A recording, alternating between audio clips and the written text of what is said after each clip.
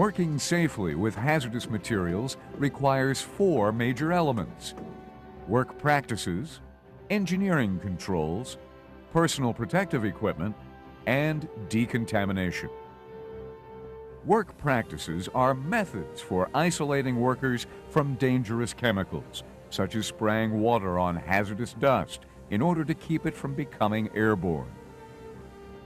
Engineering controls are devices for protecting people from hazardous materials.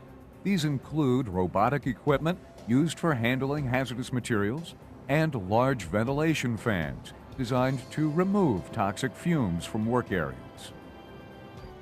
Personal protective equipment, PPE, is a blanket term for anything you wear that protects you from contamination, as well as physical injuries. PPE includes chemical protective clothing, CPC, respirators, and gear such as hard hats, face shields, and work boots. These 3 elements work together to protect you from hazardous materials, but without decontamination, you could still end up being exposed. Decontamination, DECON for short, means removing hazardous substances from your PPE and other equipment, or changing these materials into a harmless form. Without decontamination, your PPE could become saturated with the very same chemicals that you need protection from.